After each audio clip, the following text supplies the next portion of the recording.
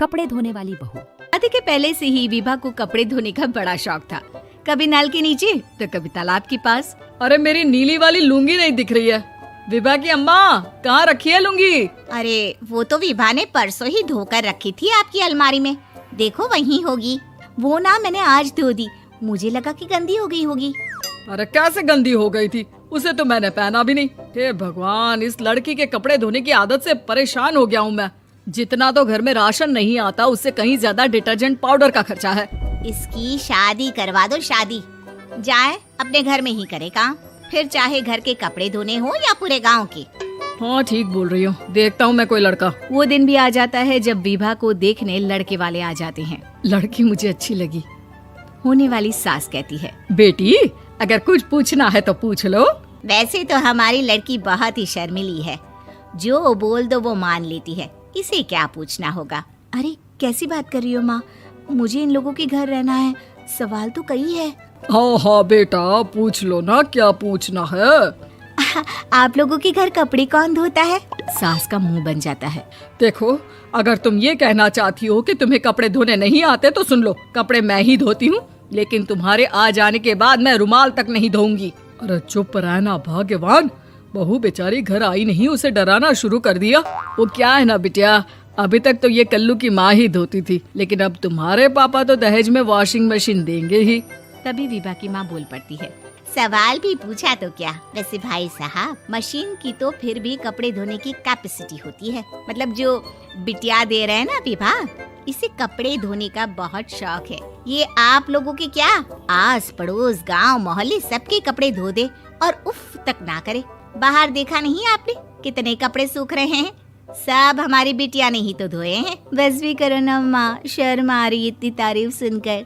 और तो और एक दाग निकाल कर दिखाओ तो मान जाओ। हाँ अच्छा अच्छा, माफ करना बेटा, मैंने गलत समझा, हमें तो रिश्ता बहुत पसंद है। और ऐसे जुड़ जाता है रिश्ता कपड़े धोने का शौक रखने वाली विभा का। उसकी शादी हो जाती है कोयला फैक्ट्री में काम करने वाले कल्लू के साथ। शादी के बाद अचानक विभा चिल्लाती हुई सास के पास आती है। सासू माँ, अरे सासू माँ कहाँ है आप?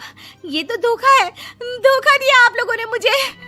इसे ससुर के चक्कर के बारे में पता चल गया। अरे तो उसमें तुझे क्यों धोखा मिला है? अरे नल में पानी नहीं आता, कपड़े कैसे कब धुलेंगे? अच्छा अच्छा, तू पानी नहीं आ रहा उसकी बात कर रही है। तो आपने क्या सोचा? कुछ नहीं। अच्छा, तेरी माँ ने कहा था कि कपड़े धोने का शौक है तुझे, याद आया मुझे। शौक शौक बोलकर कपड़े धोने वाले मेरे जुनून को कम ना आके सासू माँ, कपड़ा धोना मेरा गुरूर है। तभी पति भी वहाँ आ जाता है। अभी अभी मैंने इसे सनी देओल की फिल्म दिखाई है, उसी के डायलॉग मार रही है माँ। अच्छा सुन, साफ साफ बता रही हूँ, पानी सुबह 4 से 6 और शाम को 10 से 12 आता है, समझी? विभा टाइमिंग सुनकर हैरान हो जाती है। ये क्या भूतों का मोहल्ला है?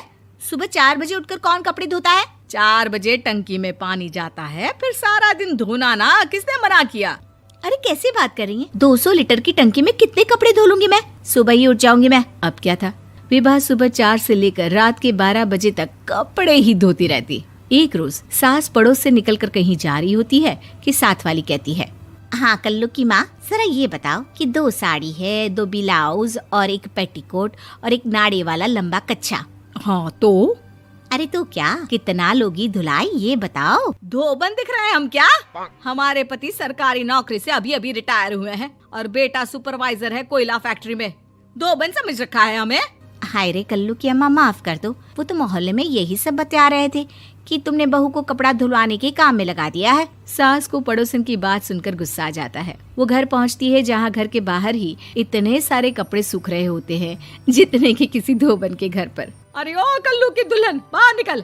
माँ जी यहीं आ जाओ, बाथरूम में चादर धो रहे हैं हम। अरे अभी हम धोते हैं, तुमको बाहर निकलो। ये आस पड़ोस वाले बोल रहे हैं कि हम बहू से कपड़े धुलवा कर उसे कपड़ा धोने वाली बना दिए हैं।